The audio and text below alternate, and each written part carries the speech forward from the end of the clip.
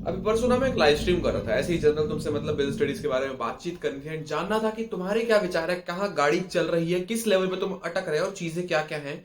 One of the most important things जो मैंने देखी उस लाइव स्ट्रीम में, तुम्हारा पर्सपेक्टिव देखा बीएसटी की तरफ, वो था कि भैया बिजनेस स्टडीज बहुत ज्यादा बोरिंग है। Now what if I tell you कि बिजनेस स्टडीज बोरिंग नहीं है भाई, तुम्हारे पढ़ने का तरीका बोरिंग है। बिजनेस स्टडीज बोरिंग नहीं है, तुम्हारा टीचर बोरिंग है। बिजनेस स्टडीज बोरिंग नहीं है, तुम पढ़ ही गलत रहे हो। बिकॉज द फैक्ट इज वो जो बिजनेस स्टडीज सब्जेक्ट है वो बनाया गया है थोड़ा बोरिंग तरीके से, एंड वो फैक्ट है। बट तुम पढ़ते कहां से शुरू करते हो, कहां उसको एंड करते हो, एंड बीच में कहां कहानी घुमाते हो, उस पे सारी गेम आ जाती है। तो लेट्स बिगिन दिस वीडियो, जहां मैं बताऊंगा एक छोटी सी चीज जिसके बाद बीएसटी कभी भी बोरिंग नहीं लगेगी एंड तुम उसको मच मोर एफिशिएंसी के साथ पढ़ पाओगे एंड बहुत अच्छे से चीजें रिटेन भी कर पाओगे। Let's begin. देखो ऐसा है यार कि एक मूवी जो होती है वो हमारे दिमाग में बहुत लंबे टाइम तक रहती है, एंड एक बुक भी अगर हम पढ़ते हैं, कोई कहानी पढ़ते हैं, तो वो हमारे दिमाग में बहुत लंबे टाइम तक रहती है। लेकिन जब हम कुछ याद करने की कोशिश करते हैं तो वो शायद नहीं रह पाता। The only reason is story. इंसानों को कहानियां बहुत पसंद है एंड ये बहुत नॉर्मल सी बात है। एंड मैं बात लंबी नहीं खींच रहा, मैं बस ये कह रहा हूं कि कहानियां बना के पढ़ो। मेरा मतलब कि एक कंपनी उठाओ, एक ऑर्गेनाइजेशन उठाओ, एक रियल लाइफ एग्जांपल उठाओ, एक रियल लाइफ केस स्टडी उठाओ, कुछ भी करो, but start with a story and end with a story, and बीच में भी सारी कहानी ही होनी चाहिए। फॉर एग्जाम्पल अगर हम मैनेजमेंट चैप्टर की बात करें तो सीबीएसई में मैनेजमेंट की कितनी कमी है। अगर मैं चैप्टर शुरू करता हूं सीबीएसई को गालियां देने से एंड चैप्टर एंड करता हूं सीबीएसई को गालियां देने पे कि उसकी मैनेजमेंट कितनी खराब है, and through out the journey में तुम्हें मैनेजमेंट समझा दो तो कितना मजा आ जाएगा। यही हम कर रहे हैं हमारी बोर्ड बूस्टर सीरीज में। अब उस पर बाद में आएंगे, बट मैं बता दूं कि अगर तुम उसको रिलीजियसली फॉलो नहीं कर रहे हो तुम बहुत कुछ मिस आउट कर रहे हो।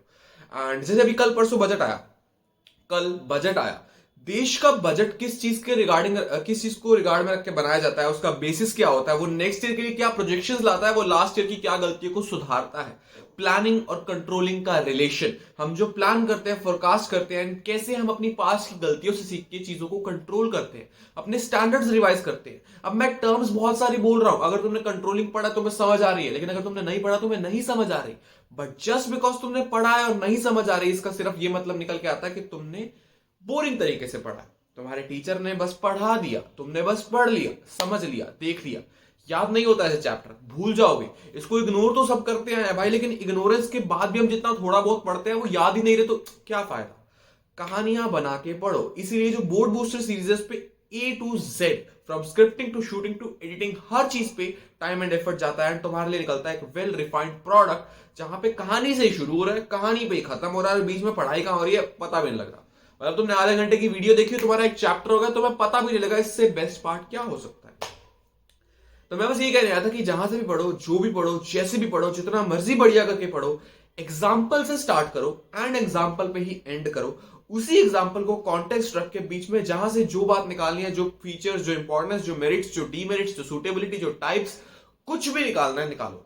Management principles, environment, planning, organising, staffing, directing, controlling, financial management, financial market, marketing and consumer protection, हर चैप्टर में बहुत से एग्जांपल्स हैं, जिन एग्जांपल्स को हम बेस रख के बहुत मजे मजे में पूरी बिजनेस स्टडीज पढ़ सकते हैं।